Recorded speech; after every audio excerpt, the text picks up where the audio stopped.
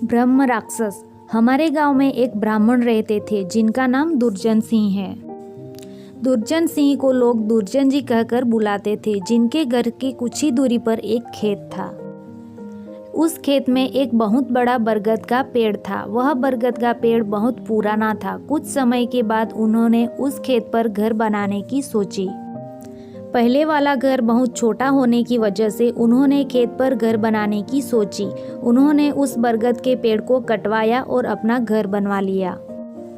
कुछ दिन तो ठीक ठाक चला, पर कुछ दिन बाद दुर्जन जी बड़े परेशान रहने लगे। वह कभी पूजा करते और कभी नहीं। उनकी बीवी ने उनके बदले स्वभाव को देखकर पूछा कि तुम आजकल पूजा नहीं करते हो और आजकल बदले बदले से रहते हो।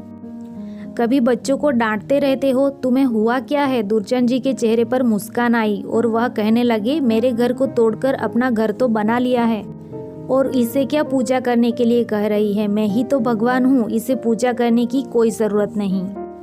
कभी दांत मींचते, कभी बड़े प्यार से बोलते, कभी आंखें लाल तो कभी सही हो जाते। उनकी बीवी को शक हो गया कि जरूर किसी का साया है और वो बातें ऐसे नहीं करते जैसे उनके अंदर से दो लोग बोल रहे हो।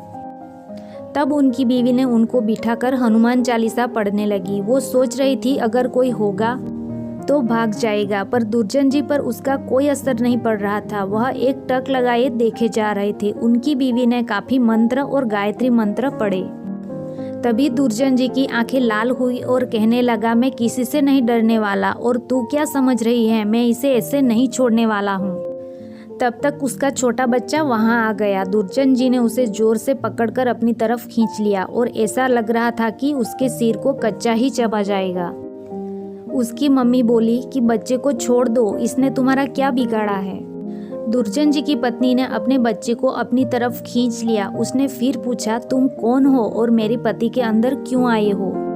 आप हमसे क्या चाहते हो? आप हो कौन? तब उसने कहा कि अपना भला चाहती हो तो बरगद के पेड़ लगाओ, जितना भी हो सके पेड़ लगाओ, फिर मैं बताऊंगा कि मैं कौन हूँ और फिर मैं चला जाऊंगा। तब दुर्जन जी की बीवी ने 100 पेड़ बरगद के लगाए। एक दिन उसकी पत्नी ने देखा कि आज दुर्जन जी सुबह उठकर पूजा पाठ करके आ चुके हैं। दुर्जन जी के अंदर जो साया था उसने बोला, मैं तुम्हारे पति को आज छोड़ के जा रहा हूँ। तुम सदा सुखी रहो, तुम्हारे आचार विचार बहुत अच्छे हैं। मैं ब्रह्म राक्षस हूँ, वैसे मैं किसी को नहीं छोड़ता और न ही किसी से डरता हूँ। तुम्हारे पति ने मेरे बरगद को काट दिया था जिस पर मैं हजारों सालों से रह रहा था। मुझे गुस्सा तो आया, पर तुम्हारी अच्छाई के कारण मैं इन्हें छोड़ के जा रहा हूँ। तब दुर्जन जी अचानक सही हो गए। तब दुर्जन जी की बीवी की आंखों से आंसू निकल आए। तो दोस्तों, अगर बुरे के साथ अगर तुम अच्छा करोगे तो एक दिन वह भी अच्छा हो जाता है। ये कहानी आपको अच्छी लगी तो वीडियो को लाइक ज़रूर कर दीजिएगा और ऐसी ही रोचक कहानी के लिए मेरी चैनल को सब्सक्राइब कर लीजिएगा। Thank you for watching.